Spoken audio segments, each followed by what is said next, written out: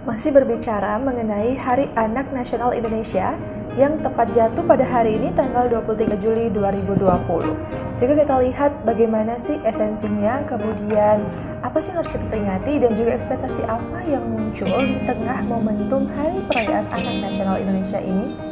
Pertanyaan-pertanyaan ini muncul sebagai sebuah bahan refleksi di tengah adanya hantaman masalah anak yang kian hari kian meningkat nih viewers. Jika dilihat dari grafik kuantitinya, berbarengan dengan kualitas pendidikan dan juga kesehatan anak yang semakin menurun, khususnya di Indonesia.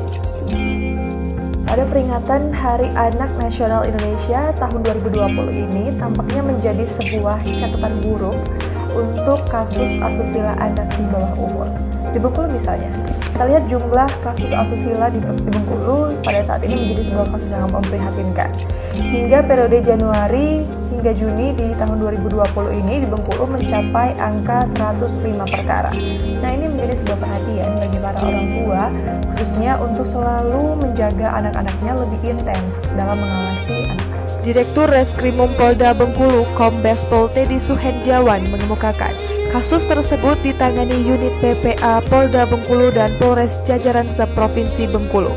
Rinciannya yang ditangani Polda Bengkulu sebanyak 9 laporan, Polres Bengkulu sebanyak 31 laporan, Polres Rejang Lebong 16 laporan, Polres Bengkulu Utara 9 laporan, Polres Bengkulu Selatan 6 laporan, Polres Kepahyang 5 laporan, Polres Teluman 8 laporan, Polres Lebong 5 laporan, Polres Kaur 5 laporan, Polres Mukomuko 4 laporan, dan Polres Bengkulu Tengah sebanyak 8 laporan.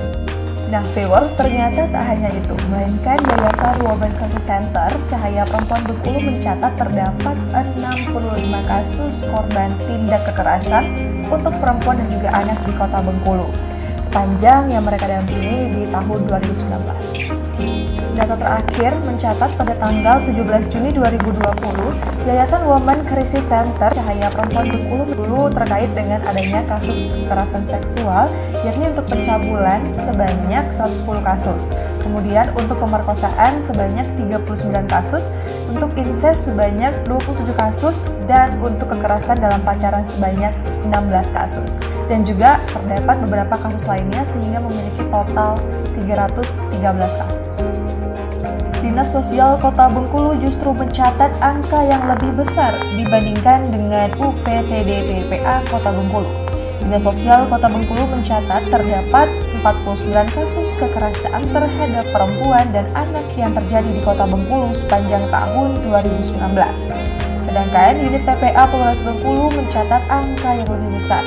Pihak kepolisian mencatat terdapat 134 kasus tindak kekerasan terhadap perempuan dan anak yang terjadi di Kota Bengkulu sepanjang tahun 2019. Merujuk pada data ini, sudah selayaknya para orang tua agar lebih mengawasi lagi anak-anaknya dari sisi pergaulan sehari-hari. Pada konferensi pers peringatan Hari Anak Nasional tahun 2020 ini, Menteri Pemberdayaan Perempuan dan Perlindungan Anak yakni Bintang Puspayoga mendorong keluarga menjadi lembaga pertama dan utama dalam memberikan perlindungan kepada anak, sehingga bisa menghasilkan generasi penerus bangsa yang sehat, cerdas, ceria, dan berkualitas. Oleh karena itu, keluarga memiliki peran yang sangat penting dalam hal pembentukan karakter anak. Dan yang perlu ditingkatkan pada saat ini adalah kesadaran para orang tua dalam hal pendidikan dan juga pembinaan karakter anak. Terlebih pada saat ini, kita tengah berada di situasi di tengah-tengah pandemi COVID-19. Untuk itu, di sisi lain, fenomena ini dapat menjadi suatu momentum untuk mengembalikan peran keluarga menjadi pendidikan utama bagi anak-anak. Peran orang tua dapat menjadi hal yang sangat berpengaruh bagi tumbuh kembang anak.